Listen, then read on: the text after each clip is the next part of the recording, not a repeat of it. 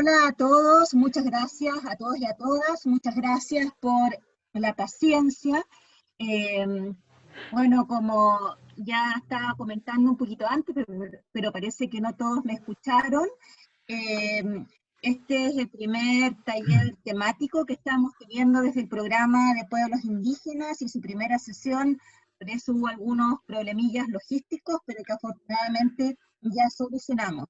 Agradecemos muy especialmente al profesor Eduardo Guisen por estar acá presente a pesar de haber sufrido un pequeño accidente en bicicleta hace algunos días, que lo hizo un poco machucado, pero así todo él acá está dispuesto a compartir sus conocimientos y ya algunos tuvimos la fortuna de escuchar cuando dio una charla hace, no me acuerdo, unas 2 semanas atrás, me parece. Bueno, entonces, se los presento nuevamente para quienes no lo conocen. Eduardo Giesen es ingeniero civil y eléctrico de la Universidad de Chile. Cursó en esta misma casa de estudios el magíster en gestión y políticas públicas y tiene amplia experiencia en el ámbito público, en el ámbito local, fundamentalmente municipal y comunitario, y ha trabajado diversos temas como el cambio climático, energía, movilidad, residuos, desarrollo urbano sostenible, gestión ambiental en la minería, entre muchos otros. Por lo tanto, estamos acá ante un profesor que tiene mucho conocimiento por compartir y por lo tanto espero que disfruten este taller. También les quería recordar a todos los participantes que si desean obtener un certificado de participación, deben anotar en el chat su nombre completo a modo de registro de asistencia, porque el certificado solamente va a ser entregado a aquellas personas que hayan asistido a mínimo 5 sesiones de estas 6 que conforman el taller. Bueno, con eso los dejamos con el profesor Eduardo Guise. Muchas gracias, profesora Claudia, perdón. Bueno, yo no me voy a seguir presentando, solo quiero recalcar que mi experiencia no es esencialmente académica, ¿ya? Mis conocimientos y mi experiencia, valga la redundancia, provienen fundamentalmente, aunque he hecho algunas clases a nivel universitario, a nivel técnico y a nivel ciudadano también. Mi experiencia proviene fundamentalmente de mi trabajo profesional, por un lado, en gestión ambiental pública y por otro lado en el activismo socioambiental fuertemente en los últimos 10 años. Bueno, muchas gracias a todas y a todos por haber confiado, digamos, en, eh, en este curso, en este taller que iniciamos hoy día. Esperamos no defraudarlos, ¿ya? Y defraudarlas, ¿ya? Así que muchas gracias a todas, a todos, compañeras, compañeros, Peñis, Lamienes, por estar aquí. Vamos a iniciar, voy a empezar a compartir la pantalla para... de eso se trata esto, es fundamentalmente un intercambio de conocimiento.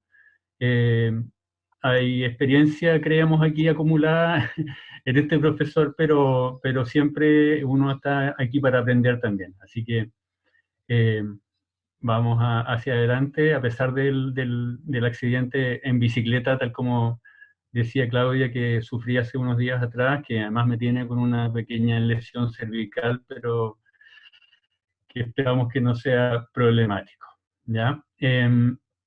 Bueno, es un taller de ecología política y la primera sesión fundamentalmente está orientada a concebir, ¿no es cierto?, las discusiones ecológicas, las discusiones ambientales con una perspectiva política. Y fundamentalmente esto requiere de mirar la evolución que ha tenido a nivel internacional, el medio ambiente ha llegado fundamentalmente a las políticas públicas a través de un debate internacional sobre la relación entre el medio ambiente y el desarrollo, ¿ya? Que ha estado, un debate que ha estado cargado de evolución en los conceptos, acuerdos y desacuerdos, como yo le llamo también en esta era global, eh, en, que, en que se empieza a desarrollar esta discusión.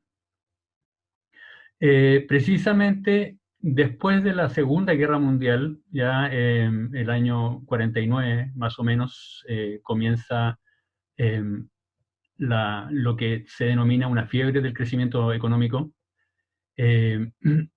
porque, bueno, las economías, sobre todo las economías vencedoras de la Segunda Guerra Mundial, empiezan ya a intentar imponerse económicamente en el escenario internacional y obviamente también a recomponer las economías destruidas por la guerra. Se inicia una intensificación de esta manera en la industrialización, fundamentalmente de los países de Occidente, de la mano del extractivismo, fuertemente de la mano del extractivismo. En ese tiempo todavía había bastantes colonias, incluso fundamentalmente en África, colonias europeas, y bueno, se iniciaba también todo este proceso de transnacionalización del extractivismo también en nuestro continente, en América Latina. Además se empiezan a percibir fenómenos de contaminación transfronteriza en los países del norte, que además son concebidos como problemáticas globales. Si bien los países colonialistas no concebían como una problemática global el gran drama ambiental que estaban generando el extractivismo, la extracción de recursos naturales de América Latina, Europa, América Latina y África fundamentalmente. Ahora, como en países de Europa empiezan a sentir contaminación, por ejemplo, desde Europa del Este o desde Asia, y empiezan a ver contaminados sus propios medios, ya fundamentalmente el mar Báltico, ya que es el que está entre los países nórdicos y la Europa del Este, ahí se empiezan a concebir entonces esta contaminación como problemas eh,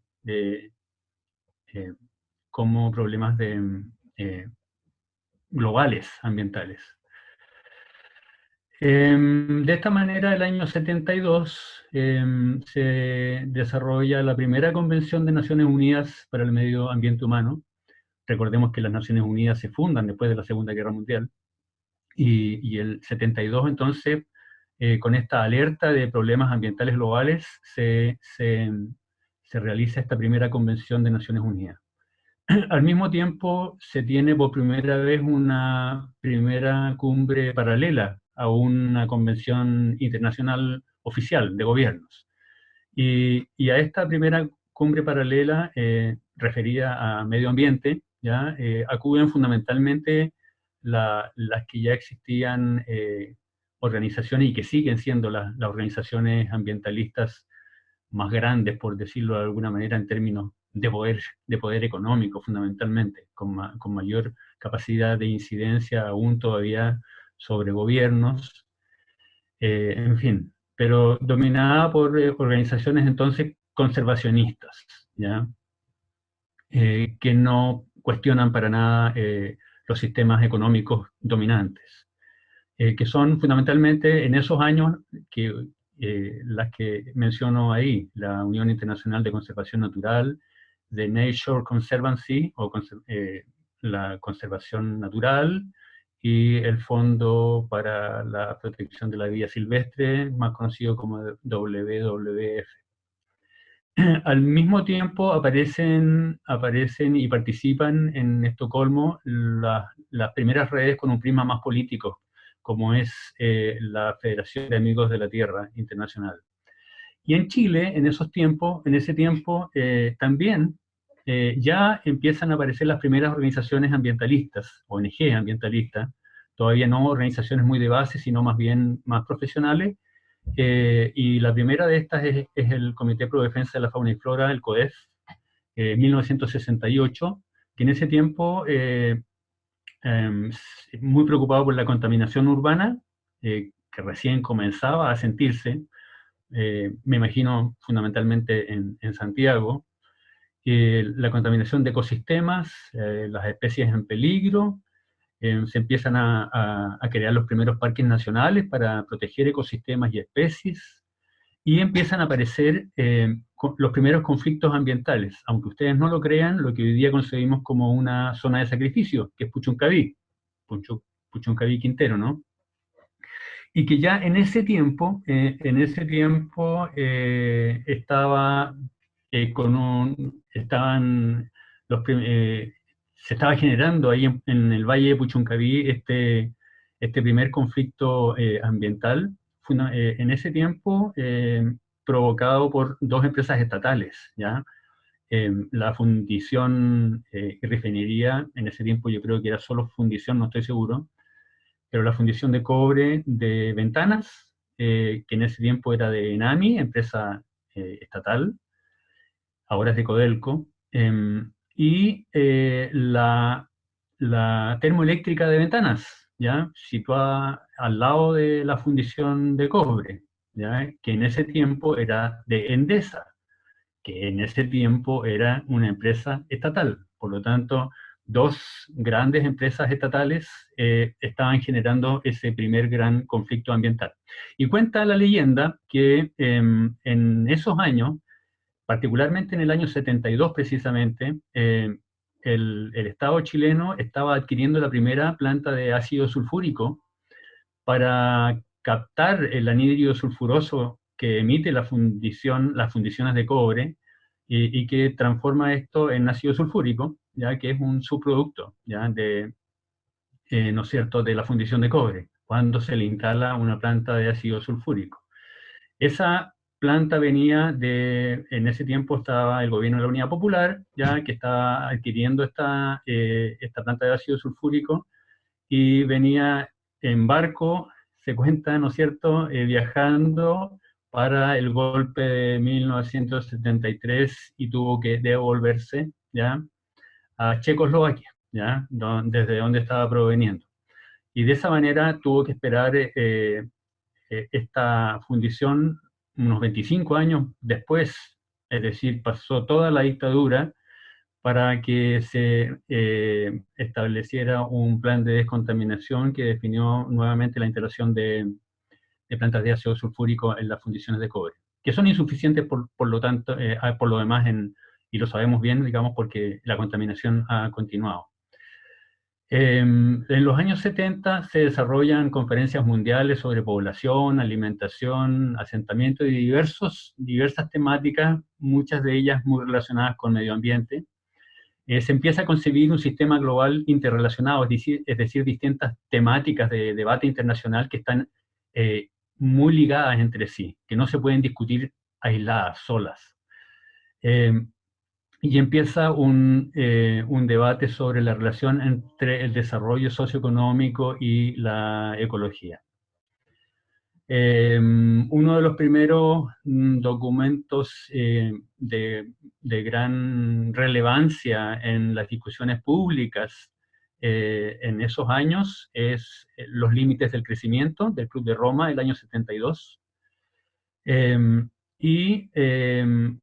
Para las élites, entre las cuales estaba en ese tiempo el Club de Roma, surge como un paradigma aceptable para las élites, digamos, ¿ya?, que existen ecosistemas globales, en primer lugar, es decir, que no solo existen los ecosistemas a nivel local, sino que a nivel global tenemos ecosistemas que hay que cuidar, pero la responsabilidad de su destrucción está, de acuerdo a este paradigma aceptable por las élites, en un tercer mundo que está sobrepoblado y que es insustentable.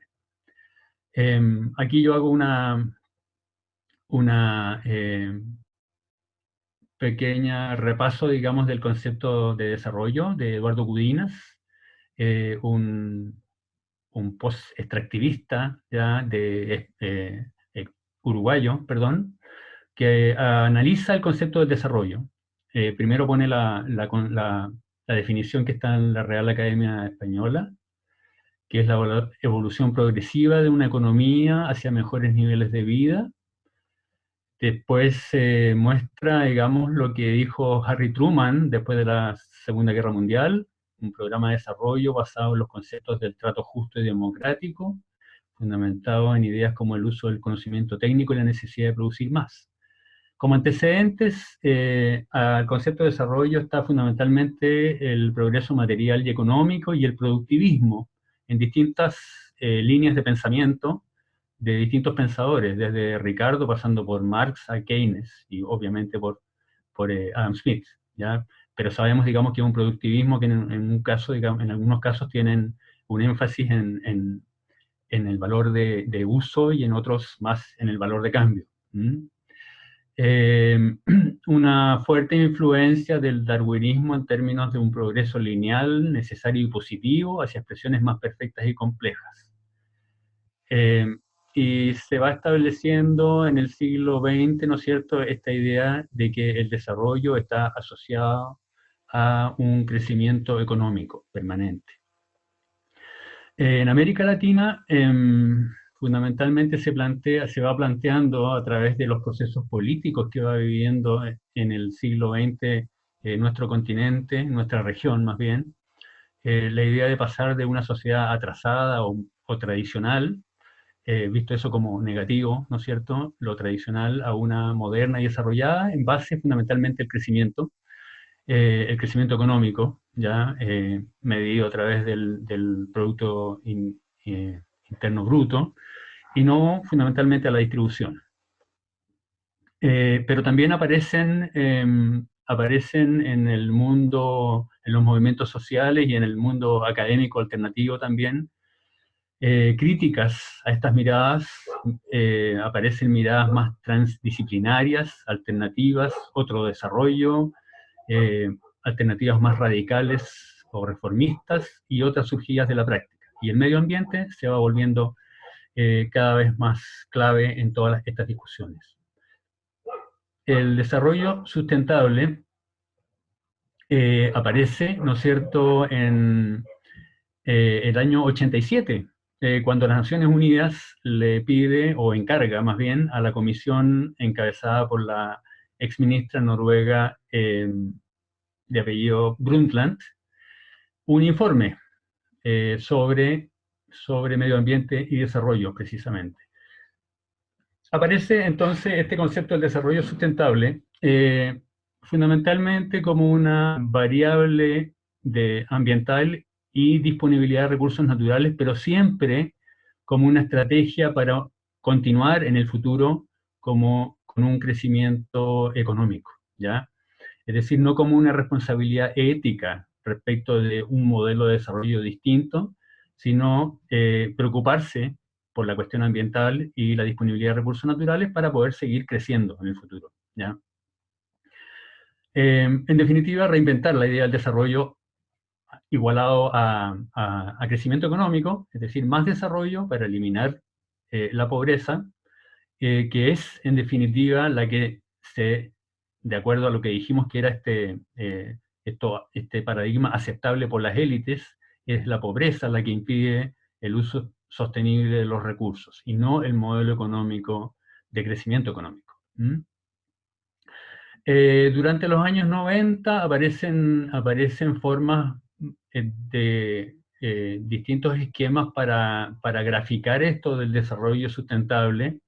En particular, yo como ingeniero me atrajo mucho del triángulo de Niskamp, Peter Niskamp, que es un economista holandés, y que plantea esto de que el desarrollo sustentable se va a encontrar en el equilibrio entre tres variables, ¿ya?, que en este triángulo se expresan de menos a más y se pueden medir de acuerdo a distintas variables, pero fundamentalmente es un esquema solamente que grafica una idea, ¿ya?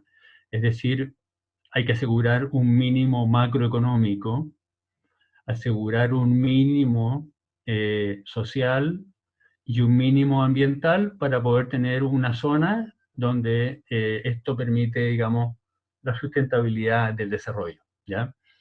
Esto, si bien yo lo considero que es una forma esquemática de definir una idea, tal como decíamos, que permite que los decisores públicos, por ejemplo, los que hacen políticas públicas, tengan a la vista estas tres variables, y no solo una, o no solo dos, ¿ya? Y por lo tanto sepan generar indicadores en cada una de estas variables, ¿ya? Pero nadie nunca ha podido plantear una ecuación, ¿ya? Que para un territorio, un país determinado, una economía determinada, pueda numéricamente establecer esta zona, digamos, de equilibrio. Y yo, por otro lado, digamos, con el paso de los años, me, le he encontrado muchas críticas a este esquema. Yo personalmente creo que la tendencia en políticas públicas, particularmente en Chile, ha sido a salirse del triángulo de la zona de equilibrio hacia por encima, digamos, del máximo económico que definen el mínimo social y ambiental.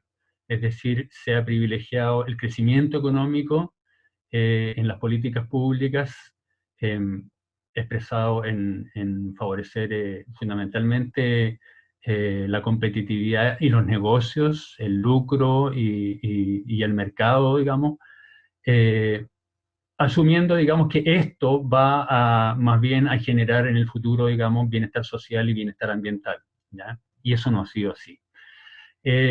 Por otro lado, creo que lo macroeconómico no determina sustentabilidad en sí mismo, es decir, el que el Producto Interno Bruto de un país sea mayor o menor, para mi gusto, digamos, no define por sí solo, digamos, que una economía vaya o no a ser más sustentable. Eh, Esto va a estar fundamentalmente asociado a variables sociales y ambientales, ¿ya? Que pueden depender y que pueden determinar que una economía crezca o no, ¿ya? Pero creo que lo fundamental no es que la economía crezca o no, sino que exista bienestar social y bienestar ambiental, ¿ya? Para que sea más sustentable. Y al mismo tiempo, creo que hay otras variables que también definen sustentabilidad en mucho mayor medida que lo macroeconómico, ¿ya? Creo que hay una variable política que tiene que ver con la participación de la ciudadanía en las definiciones políticas que le da sustentabilidad, sustento en el futuro, digamos, a una política. Es decir, la legitimidad, digamos, de esa política como una variable de participación o política, creo que es importante.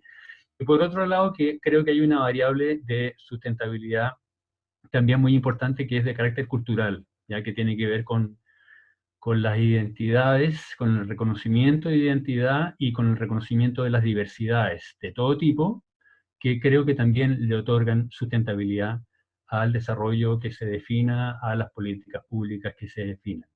¿Cómo expresar todo esto, no es cierto, en otra figura geométrica? La verdad es que importa bien poco, ¿no? Bueno, en alguna ocasión yo me dediqué a encuestar, digamos, a algunas personas que me parecían importantes eh, en en el debate ambiental, en el caso uno en el debate ambiental chileno, Nicolo Gligo, que es un ingeniero agrónomo que ha tenido una larga trayectoria en políticas ambientales en Chile, desde la academia hasta el mundo de la sociedad civil, preguntándoles qué opinaban del desarrollo sustentable. El otro es Nimo Asei, un reconocido dirigente nigeriano, ambientalista, líder ambientalista a nivel internacional. Con ambos he tenido la suerte de compartir en distintos espacios. Nicolò Gligo dice el famoso paradigma del desarrollo sustentable no tiene validez porque tiene muchas interpretaciones y es una trampa semántica, como muchas otras que se han hecho y que desafortunadamente en la cual tropiezan muchos ciudadanos. Finalmente lo que está diciendo ahí es que desarrollo sustentable se usa para justificar cualquier cosa. Y Nimo Basei le da un sentido más conceptual, dice el desarrollo sostenible se ha convertido en un oxímoron, una contradicción en términos. Un oxímoron, ¿no es cierto?, es cuando a un sustantivo se le pone un adjetivo que es contradictorio con el sustantivo. Es decir, lo que está diciendo Nimo es que el desarrollo, en definitiva, como lo entendemos como un modelo fundamentalmente de crecimiento económico, no puede ser sostenible o sustentable. Lo que se ha buscado en realidad es la acumulación sostenible de los beneficios, el poder militar y los derechos de explotación acelerada de los ecosistemas y los pueblos vulnerables. Aquí hay un, eh, hay un esquema que encontré, que es de un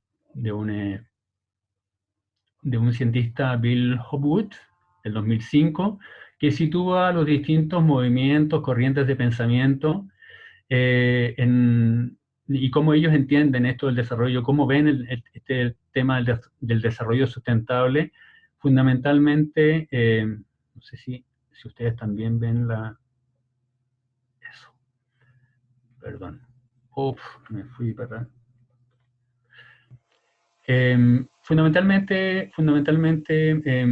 contrastando, ¿no es cierto?, la importancia que cada uno de estos movimientos le otorga, por un lado, a la sustentabilidad ambiental, eh, en la lista de abajo, y en la del lado a la equidad social.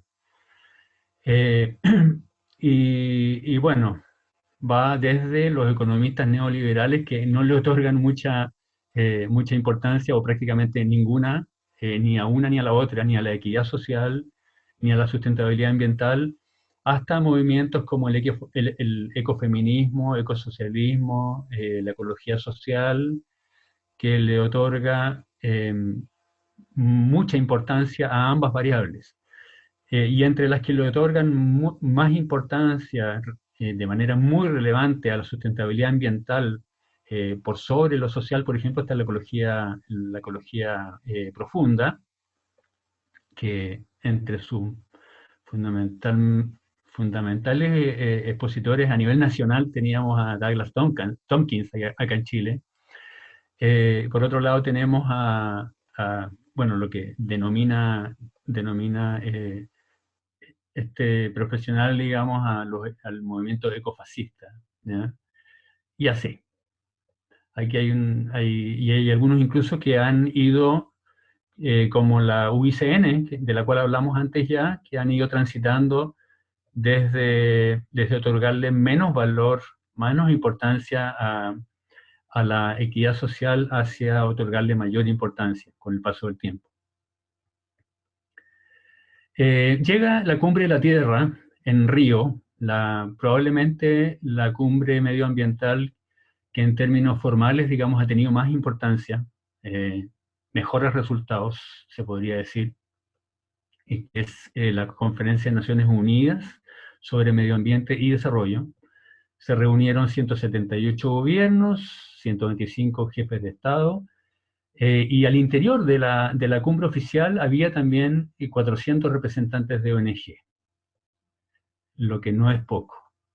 Se hizo un foro paralelo al exterior de la conferencia internacional con 17.000 personas.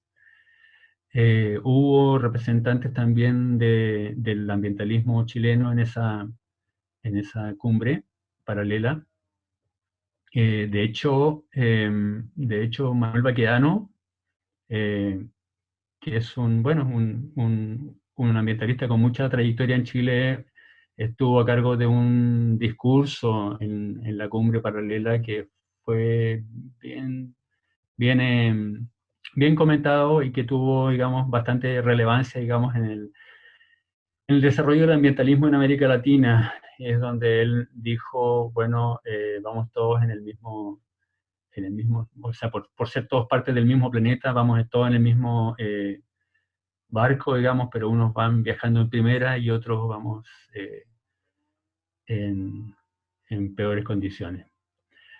Bueno, de ahí salió la Declaración de Río sobre Medio Ambiente y Desarrollo, que aclara el concepto de desarrollo sustentable y establece principios para su uso. Para su uso. Ahí salió la Agenda 21, que establece recomendaciones para alcanzar el desarrollo sustentable en múltiples ámbitos. Esta Agenda 21, durante fines del siglo pasado, es decir, desde que apareció, digamos, y hasta comienzos de los 2000, diría yo, fue bastante importante fue acogida por países como una hoja de ruta y por muchos municipios en el mundo, y muchos en Brasil, por cierto, que lo tomaron como una hoja de ruta, digamos, para sus políticas públicas. También en la Cumbre de la Tierra de Río salieron declaraciones más específicas que la declaración general. Salió una declaración sobre bosques, salió el convenio sobre la diversidad biológica y probablemente la que tiene más renombre, la Convención sobre el Cambio Climático, que llevó posteriormente, el año 97, a la firma del Protocolo de Kioto. Nuevamente, a quienes yo les pregunté su opinión sobre la importancia de esta cumbre y en particular de la Agenda 21, Nicolò Gligo dice que fue tan amplia y genérica que se convirtió en un instrumento inútil. Sin embargo, algunas convenciones como la de la capa de ozono derivaron en políticas específicas que se tradujeron en importantes avances. En el caso de Nimo A6, los acuerdos de la Cumbre de la Tierra han sido sistemáticamente subvertidos y negados durante los últimos 20 años. Durante los últimos 20 años, dice, el sistema global ha sido en gran parte privatizado y los bienes comunes se han reducido debido a estas presiones. La Agenda 21 se convirtió en un tabú para las fuerzas del capital. Es decir, Nimo también reconoce que los resultados de la cumbre, en términos directos, fueron muy importantes, pero lo que vino después fue no darle espacio a esos resultados para que se desarrollaran cabalmente, ¿ya? Y obviamente, finalmente, si el sistema global se privatiza, los agentes privados, las grandes corporaciones, no tienen por qué respetar instrumentos que son públicos. De alguna manera se le dio un sello ambiental al crecimiento económico, ¿ya? Ha habido un traspaso masivo de recursos e instrumentos desde el ámbito público hacia las decisiones de las corporaciones privadas y las instituciones financieras internacionales, fundamentalmente el Banco Mundial, el Fondo Monetario Internacional, encauzadas en la vía de las reformas estructurales y la minimización de los estados, es decir, fundamentalmente las instituciones financieras y las corporaciones van ganando poder frente a los propios estados nacionales. En el caso de Chile, bueno, estamos hablando del año 92, ¿ya? La Cumbre de la Tierra, es decir, hace 3 años prácticamente se estaba recuperando la democracia, que algunos podemos o no ponerle comillas, ¿no es cierto?, en nuestro país. Pero lo que es cierto es, digamos, que hubo una actualización de políticas públicas en temas emergentes que habían quedado absolutamente rezagados por la dictadura en el caso de Chile, como también ocurrió en las dictaduras paralelas que existieron primero en Brasil y después en Argentina, Uruguay y otros países de América Latina, pero que no fueron tan disciplinadas en términos de paradigmas económicos como la dictadura chilena. Sabemos que la dictadura chilena fue una dictadura civil militar, donde los militares tuvieron el rol fundamentalmente de cuidar que los civiles pudiesen llevar a cabo las transformaciones que, que querían hacer en términos económicos, ¿ya? Echar abajo, digamos, todo vestigio, digamos, de socialismo, de Estado fuerte, y, y lamentablemente durante la recuperación democrática en nuestro país se mantuvo esta idea de mantener las bases, ya no a través de una dictadura con los militares, ¿no es cierto?, protegiendo, porque se estableció un sistema político que de alguna manera y representativo, ¿no es cierto?, que de alguna manera permitía mantener estas bases y criterios del modelo neoliberal impuesto a la fuerza, a sangre y fuego, ¿no es cierto?, en nuestro país. Para que las decisiones públicas siguieran estando orientadas para el funcionamiento del mercado fundamentalmente y los objetivos de crecimiento económico.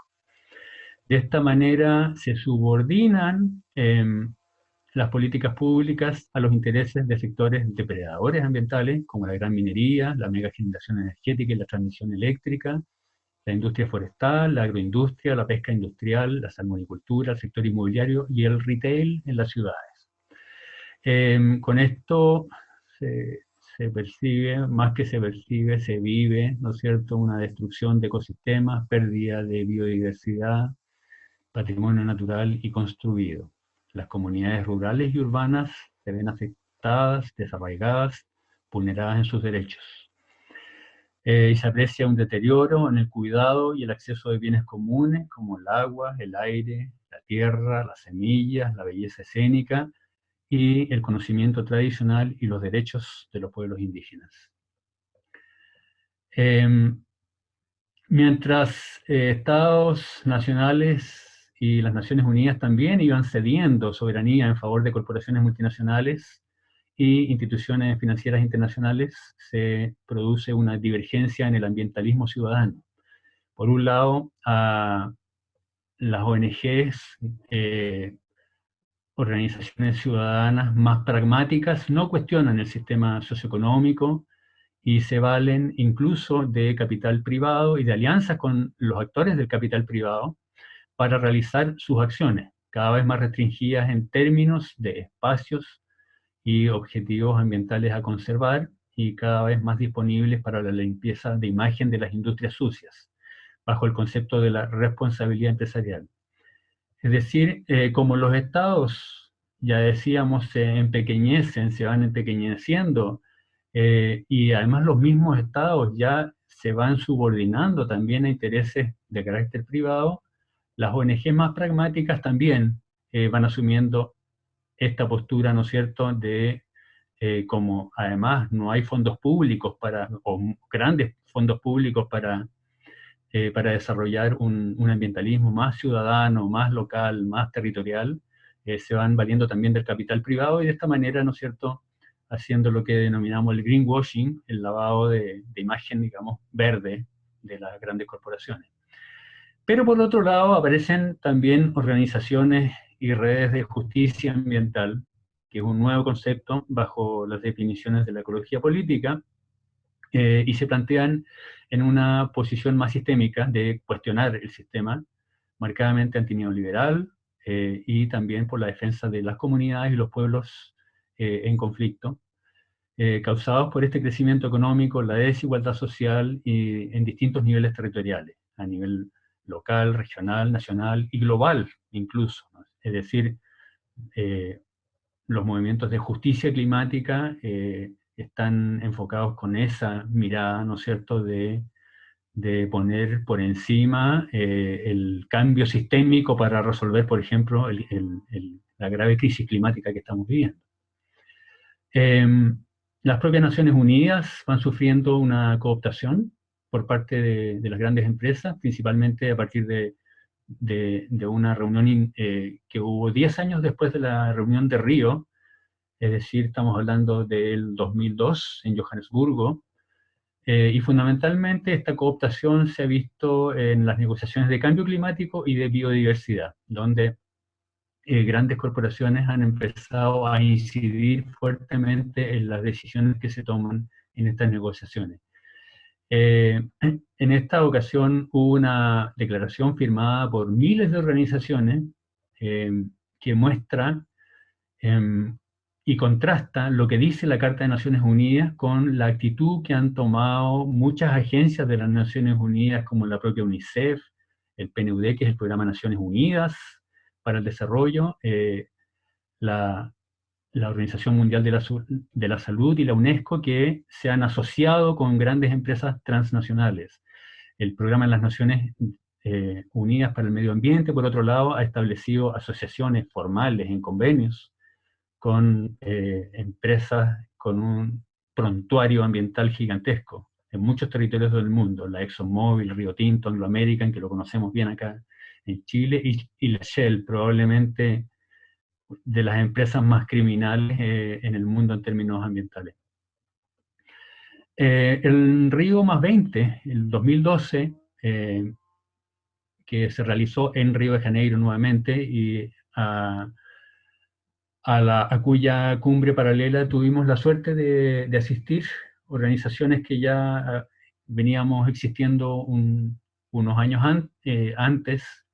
Surge un nuevo concepto que es el de la economía verde, es decir, de alguna manera el neoliberalismo se va desprendiendo un poquito, o intenta desprenderse, en realidad no lo logró, de superar el concepto del desarrollo sustentable para subir un nivel más a esta economía verde, que la define de una manera muy, muy amigable, pero que en los hechos y como se plantea en las medidas que va proponiendo este modelo de economía verde, profundiza el modelo de mercantilización de la naturaleza y el ambiente, que ya se había estrenado, ¿no es cierto?, mediante los mercados de carbono.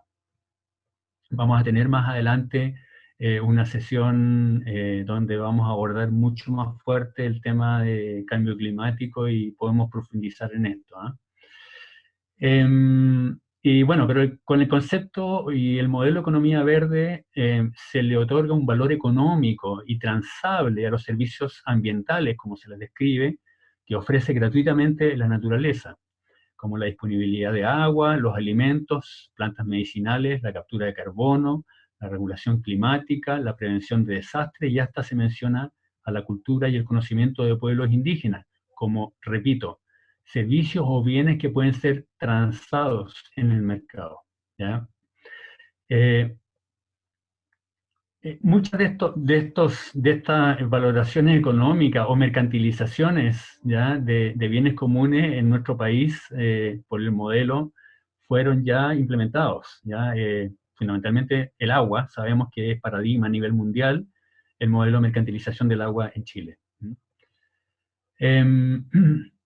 Bueno, finalmente también se va observando un negacionismo respecto de las crisis ambientales, fundamentalmente de las crisis ambientales a nivel global, y principalmente respecto al cambio climático. Estados Unidos, por ejemplo, que ha sido un gran negacionista y esto se ha, como se dice, intensificado, se ha profundizado durante el gobierno de Donald Trump. Es un negacionismo, además, que ha estado muy de la mano de algunas radicalizaciones religiosas incluso, que es parecido a lo que ha ocurrido en el caso de Brasil, con Bolsonaro. En ambos casos muy, muy asociados, digamos, y muy vinculados estos gobiernos con instituciones religiosas, ¿ya? Que niegan de alguna manera la causalidad de la actividad humana y del modelo económico respecto de la crisis climática, ¿ya? Y un ejemplo, por ejemplo, que algo que se ha advertido, que la ciencia lo tiene muy claro, la disminución del hielo marino en el Ártico y en la Antártida, que ha desaparecido casi totalmente, en el caso del Ártico, en el verano que va a fines de siglo. Es decir, el Ártico va a desaparecer prácticamente a fines de este siglo, si es que todo se mantiene igual, y ya en algunos veranos se ha abierto completamente el paso entre ¿cómo se dice?, la zona al norte de Europa, Europa del Este, y el Océano Atlántico, ¿ya? Frente a esta evidencia científica, ¿ya?, del cambio climático, Mike Pompeo, secretario de Estado de los Estados Unidos de América, ha dicho que el Ártico está a la vanguardia de la oportunidad y la abundancia. Es decir, qué bueno que se está derritiendo y que se va a seguir derritiendo, porque ahí está el 13% del petróleo aún por descubrir del mundo, el 30% del gas aún por descubrir y abundante uranio, minerales y otras tierras raras, oro, diamantes y millones de kilómetros cuadrados de recursos no explotados. También menciona esto de que con el derretimiento de los hielos árticos se abren nuevos pasajes y nuevas oportunidades de comercio. Los pasos marinos del Ártico podrían convertirse en los nuevos canales de Suez y Panamá, ¿no es cierto?, del siglo XXI. Realmente inconcebible, viendo solamente las ventajas económicas que favorecen a las grandes élites del mundo, y no el enorme desastre social y ambiental que significa la crisis climática. ¿Cómo ha evolucionado la huella ecológica de la población total mundial en las últimas décadas? La huella ecológica se define como la superficie ecológicamente productiva. Nótese, ecológicamente productiva, estamos hablando de la producción ecosistémica, no estamos hablando de producción ni alimentaria ni producción industrial, estamos hablando de producción ecológica, es decir, de la bioproducción. Para producir los recursos consumidos por un ciudadano medio de una determinada comunidad humana, ¿ya? Es decir, fundamentalmente se refiere al impacto en la abundancia o escasez, ¿ya?, de esta superficie ecológicamente productiva, producto de la actividad humana, así como en la necesaria para absorber los residuos que genera, independiente de la localización de estas superficies. Hay un primer gráfico que muestra cómo ha evolucionado esta huella ecológica de la humanidad completa, ¿ya? Lo que hace es comparar, ¿no es cierto?, la huella ecológica, que es la línea roja, con las reservas, perdón, con la biocapacidad. La biocapacidad básicamente se refiere al total de superficie con las que cuenta la Tierra para reproducir, para regenerar lo que la humanidad consume año a año. Y si lo medimos en número de tierras, obviamente la biocapacidad total de la Tierra se mantiene constante en 1, es decir, la biocapacidad es una tierra, ¿ya? Esa biocapacidad en términos de superficies netas puede variar, porque varía, de hecho, se va reduciendo fundamentalmente la biocapacidad de la Tierra en la medida que vamos depredándola. Pero plantearlo en número de tierras permite mostrar cómo la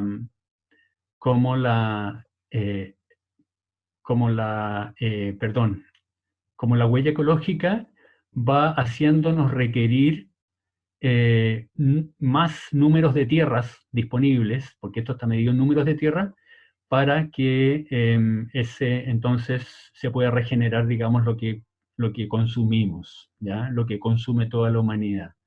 Y muestra cómo el año 72, 73 más o menos, se rebasa el número de tierras, es decir, ya empezamos a consumir más de lo que la Tierra es capaz de regenerar, ¿ya?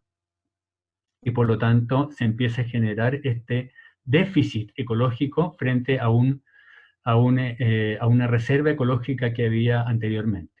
Otra forma de expresarlo, ahora en hectáreas globales por persona, que ahora permite mostrar, ¿no es cierto?, el mismo gráfico, pero en, eh, por habitante medio de la Tierra completa, ¿ya? Es decir, en este caso ya muestra que, por ejemplo, en el año 61, cada habitante de la Tierra disponía más o menos de 3 hectáreas, son hectáreas globales, porque se refiere a las hectáreas que son bioproductivas, y no todas las hectáreas del mundo, solo las que son bioproductivas. Y, y producto de la reducción de esta superficie y al mismo tiempo el aumento de la población, obviamente la curva va bajando. Y si vemos eh, la, la, la curva, en este caso, eh, perdón, huella ecológica también por persona media, que es una cantidad que también va variando, vemos que, ¿no es cierto?, también estas superficies son equivalentes, pero solo es una forma distinta de expresarlo. En este caso, por persona promedio, y en este caso por número de tierras. Esta organización, que es la red de la huella ecológica global, ha evaluado en qué fecha al 2020 cada país agota, sobrepasa, rebasa la capacidad que tiene la Tierra de regenerarse. Es decir, si todos los habitantes de la Tierra fuéramos habitantes de Qatar, por ejemplo, el rebasamiento de la Tierra, es decir, habríamos agotado el 11 de febrero todos los recursos es decir, que la Tierra es capaz de regenerar. Es decir, ahí ya habríamos consumido todo lo que la Tierra es capaz de regenerar en un año. En el caso de Luxemburgo, estos son los países con mayor Producto Interno Bruto y per cápita del mundo. Aparecen los países árabes, Luxemburgo, que es un país muy pequeñito, afortunadamente, ya, y que por lo tanto, si todos fuéramos luxemburgueses, el 16 de febrero agotaríamos toda la biocapacidad de la Tierra. Estados Unidos aparece como en quinto lugar, aquí no están todos los países del mundo. Chile está por aquí el 18 de mayo, es decir, en 5 días más. Si todos los habitantes de la Tierra fueran chilenos, en 5 días más estaríamos agotando los recursos que la Tierra puede regenerar. Y entre los que logran casi dar la vuelta, ¿no es cierto? Y por lo tanto, por ejemplo, en el caso de Ecuador, el 14 de diciembre, si todos fuéramos ecuatorianos, los más de 7.000 millones de habitantes que hay en la Tierra, estaríamos agotando los recursos. Es decir, sería casi un déficit cero. Ya Indonesia aparece el 18 de diciembre.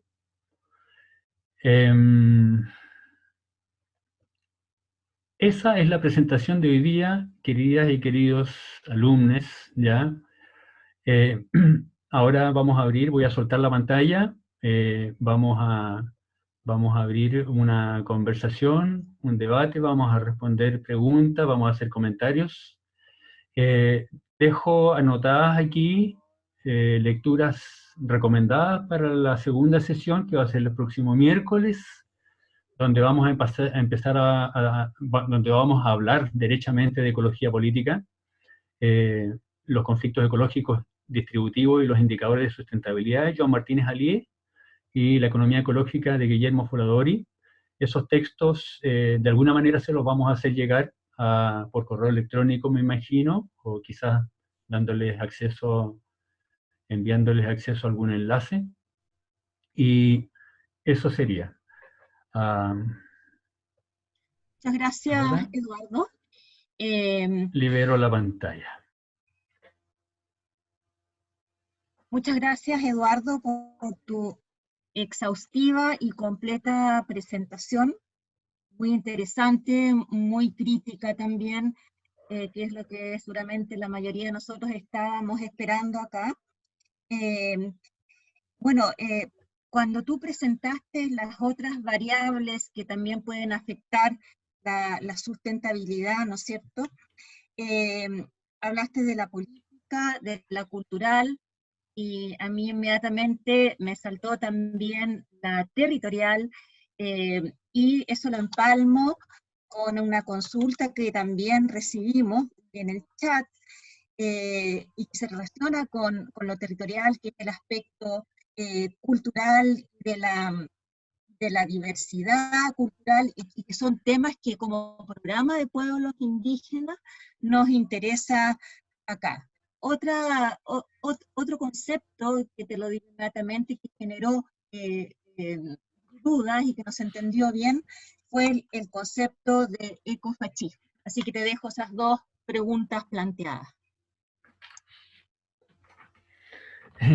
Muchas gracias, Claudia.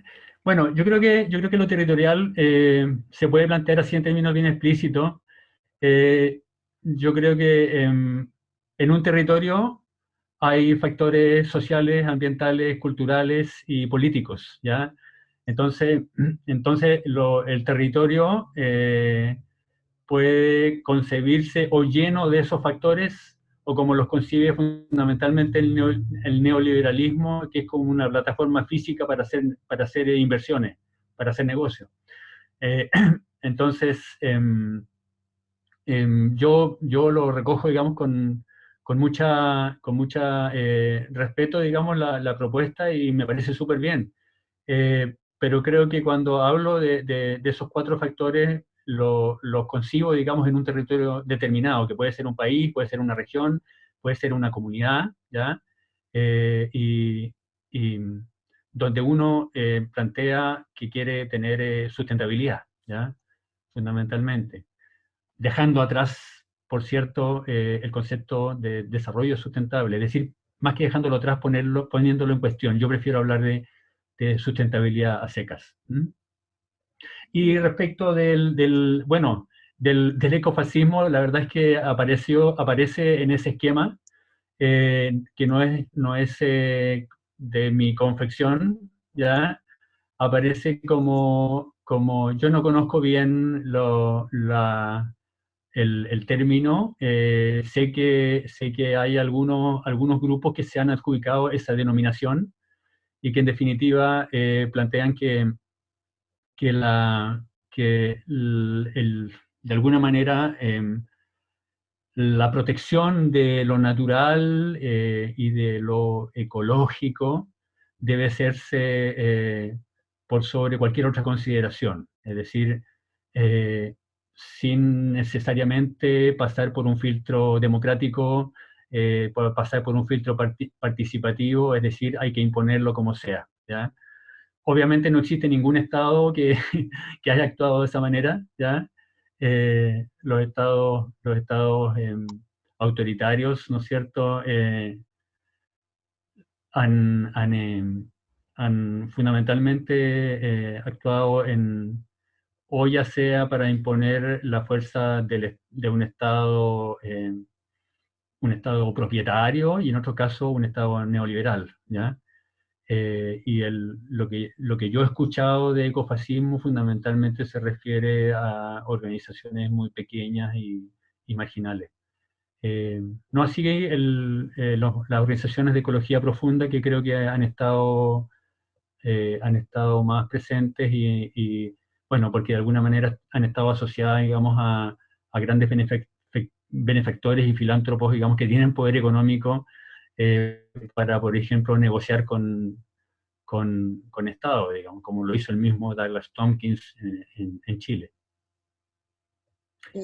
Gracias, Eduardo.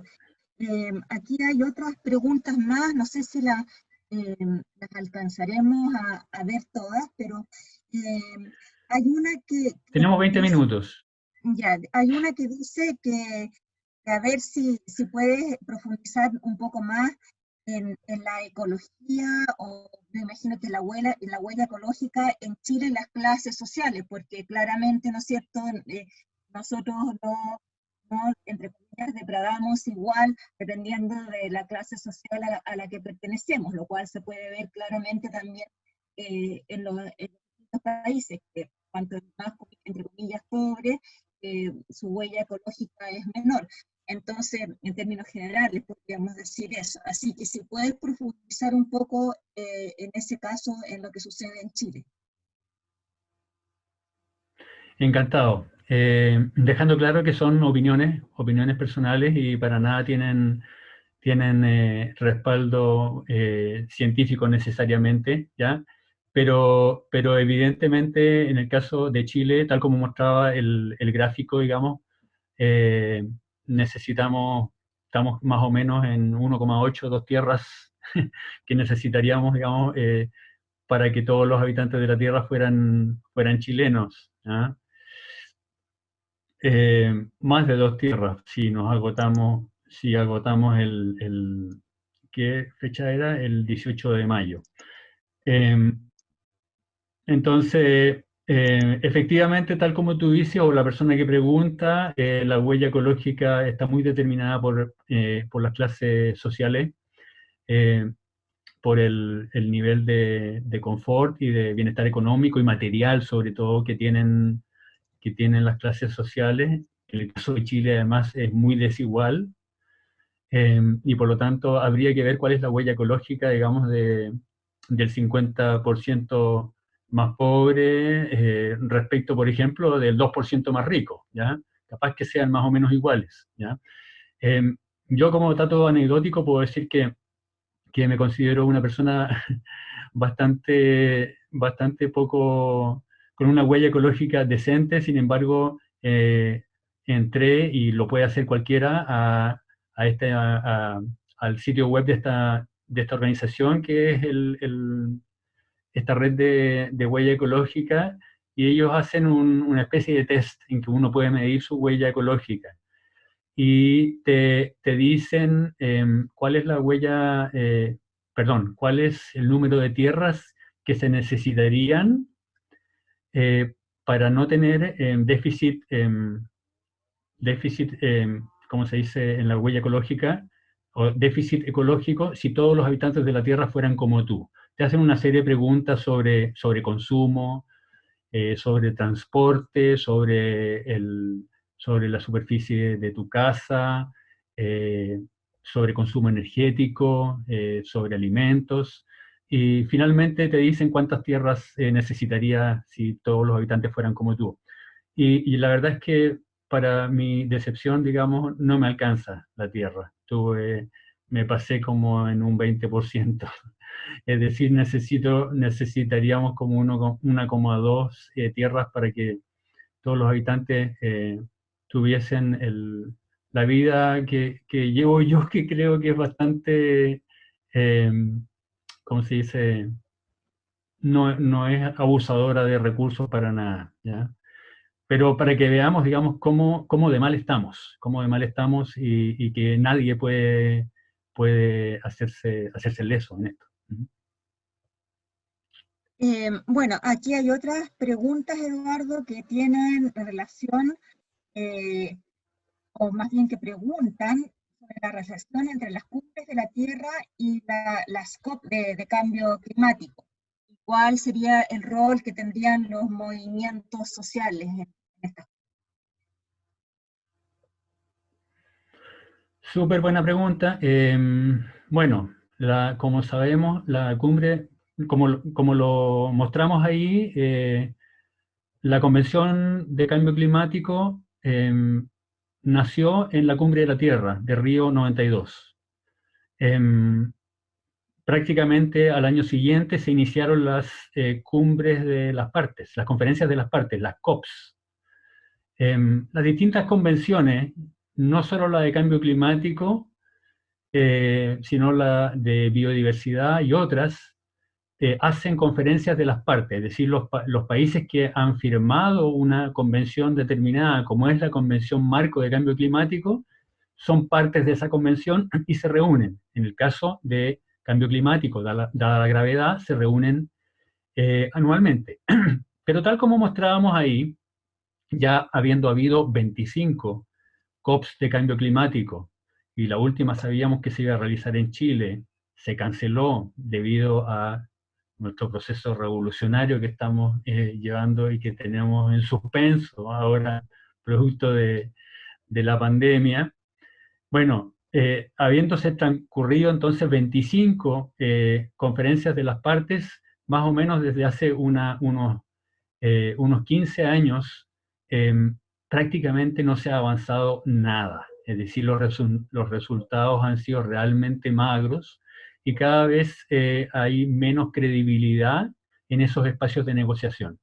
Entonces, si bien los movimientos sociales, los movimientos de justicia climática, han mantenido su foco en tratar de incidir en esas conferencias de las partes, la verdad es que esta mala experiencia está haciendo a muchos movimientos, fundamentalmente movimientos del sur global, eh, América Latina, por ejemplo, más bien poner énfasis en los procesos nacionales y poner énfasis en el trabajo a nivel de territorios para de esta manera poder incidir en cambios a nivel territorial, a nivel nacional, y no esperar, digamos, a que haya una conferencia de las partes al fines de año, que además este año no se va a realizar, ya se cambió para el próximo año producto de la pandemia, la que se va a realizar en Glasgow, la COP26 de cambio climático.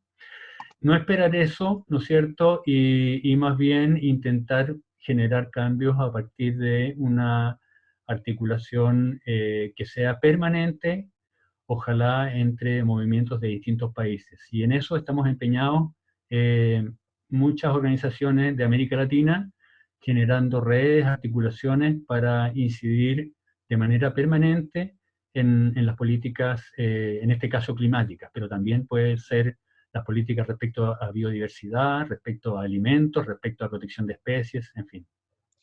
Y a lo mejor relacionado con lo mismo que estabas hablando, hay una persona que preguntaba ahí por la cooptación de las Naciones Unidas por los grupos empresariales que tú dijiste, y se pregunta cuáles serían los actores o capitales más influyentes en esto, si tú lo sabes.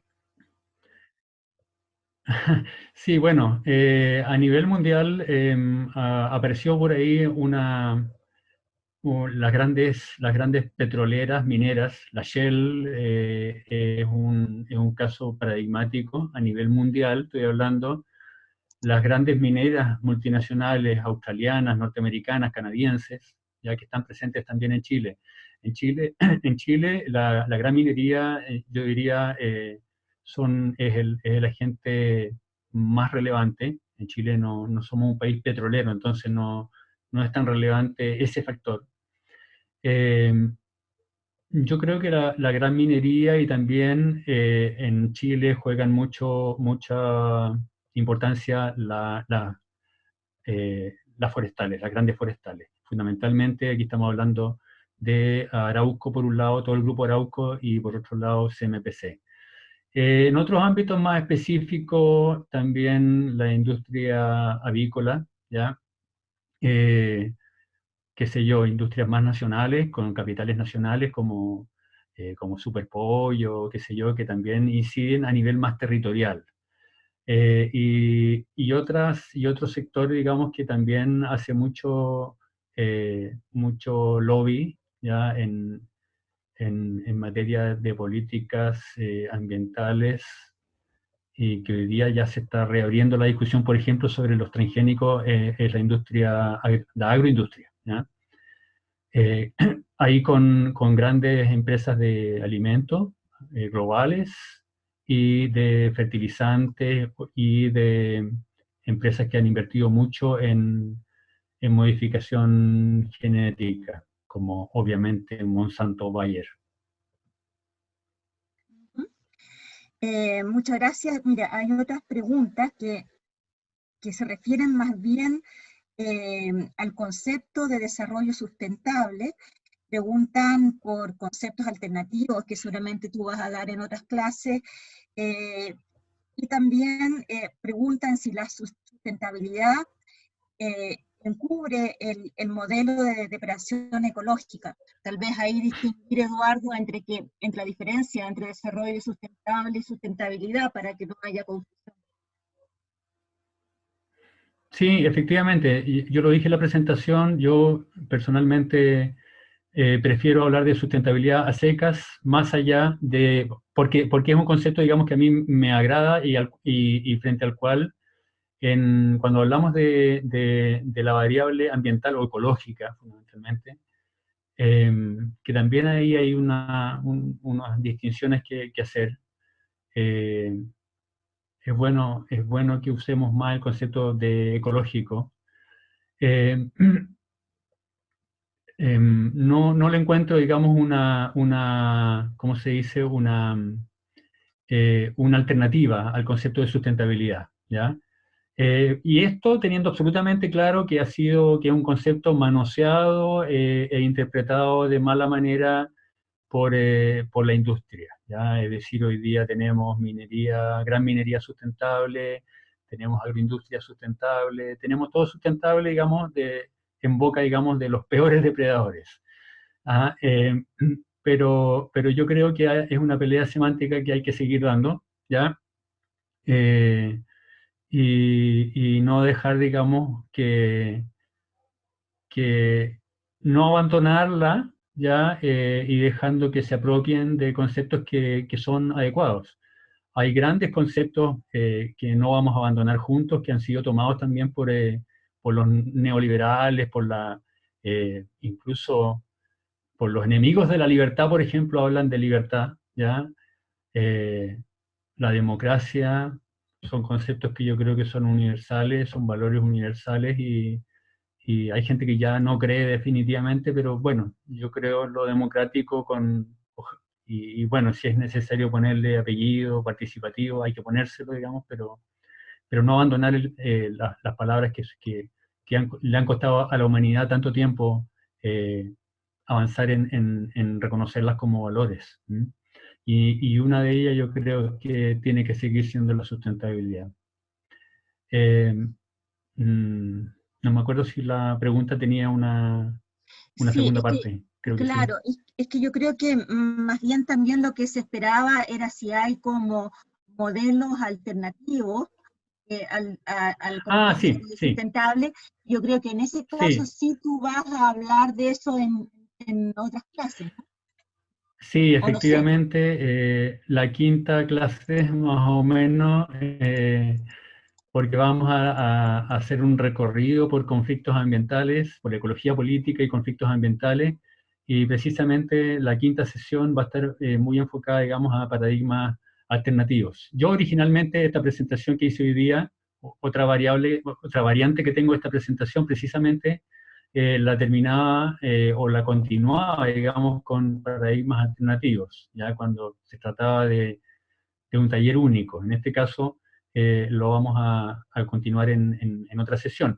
Pero yo puedo adelantar, digamos, mencionar que tal como lo hice en la charla del lunes de la semana pasada sobre ecología política en crisis sanitaria, los paradigmas que aparecen, que no necesariamente son, o sea, no son para nada contradictorios, son muy complementarios entre sí. Están la economía feminista, está el ecofeminismo, está el ecosocialismo, está también el decrecimiento, el buen vivir, ya como recogido, ¿no es cierto?, de las culturas andinas y indígenas en general de América Latina. Eh, y así, son paradigmas, digamos, que han ido apareciendo. que en algunos casos incluso han ido quedando plasmados en constituciones de países, no necesariamente muy respetadas después en la ejecución misma de políticas públicas, pero han sido recogidos por procesos políticos y por constituciones. Y en ese sentido, bueno, esperamos que el proceso constituyente que vamos a vivir en Chile, sí o sí, digamos, también pueda recogerlos. Ya, bueno, finalmente hay algunas preguntas más precisas o más prácticas. Por ejemplo, alguien pregunta por si existe alguna plataforma de coordinación de organizaciones ecológicas en Chile. También preguntan por la página de la huella ecológica que alguien dio. Hay una página que a lo mejor tú puedes revisar y lo puedes entregar en la próxima ocasión. Y también, Sí, por supuesto. claro, y finalmente hay alguien que pregunta si las clases van a ser enviadas al mail. Yo no lo tengo tan claro cómo se van a dar las clases, pero a lo mejor tú, tú como autor de ellas puedes darnos una respuesta. Sí, yo creo que, a ver, empezando por lo último para que no se me olvide, la, las clases van a quedar grabadas, ¿ya? Ahí quedan las presentaciones. La verdad es que las presentaciones PowerPoint, que en mi caso además uso una plataforma eh, que es Ubuntu, es decir, en un sistema operativo distinto, están llenas de imágenes y de efectos, entonces no es algo que yo quisiera compartir. Sino que más bien prefiero que las clases se compartan a través del enlace de lo que está quedando grabado, ¿ya? Eh, y bueno, y de los textos también que se van a compartir que alimentan, ¿no es cierto?, la discusión. Eh, la, Me preguntaban por el link de la huella ecológica. Eh, y había otra pregunta antes, ¿o no? Eh, Claudia, había una que me habías dicho. eh, sí, la plataforma de coordinación de organizaciones ecológicas en Chile.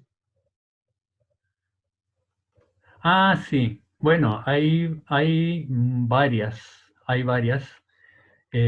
Nosotros como, bueno, eh, yo soy parte del colectivo Viento Sur. Hay muchas organizaciones, hay muchas redes de organizaciones, ¿ya? Estoy viendo si encuentro la página web esa. Hay muchas redes de organizaciones en Chile de diverso tinte que más o menos también, también abordan con, con un énfasis más o menos pragmático, ¿no es cierto?, las discusiones ambientales. Nosotros como Colectivo Viento Sur, en particular, participamos en el Movimiento por el Agua de los Territorios, el MAT. Ahí estoy compartiendo en el chat la página de la huella ecológica, de la red de huella ecológica. Nosotros participamos en el MAT, que es el Movimiento por el Agua de los Territorios, que tiene un enfoque de justicia ambiental. Y también participamos en un ámbito que, bueno, en el caso del MAT, el tema principal es el agua. El MAT está trabajando con muchas organizaciones a nivel nacional, está dividido por zonas, norte, centro y sur, y trabaja fundamentalmente las problemáticas del agua, pero también como eje transversal, porque también aparecen problemas energéticos, alimentarios, en fin.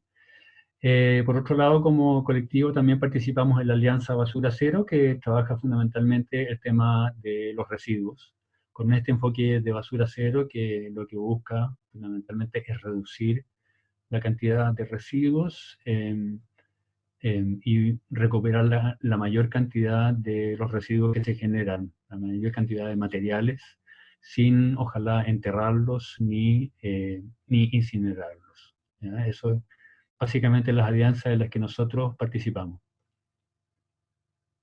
Ya, muchas gracias, Eduardo. Estamos como ya en la hora, así que te vuelvo a dar las gracias por tu completa clase y tu disposición a responder todas las preguntas. Mis disculpas si se me pasó alguna pregunta por ahí, el profe las va a revisar y si hay alguna que sea pertinente, no la hayamos contestado del todo, por supuesto, ¿no es cierto, Eduardo? Tú la responderías la próxima clase. Y bueno, los esperamos el próximo lunes, los esperamos el próximo lunes a la misma hora, en el mismo canal. Bueno, ahí ya les vamos a enviar. Próximo miércoles, Ah, perdón, el miércoles, Claudia, perdón, es miércoles, que estoy tan próximo miércoles. acostumbrada Sí. a las charlas de los lunes, perdón.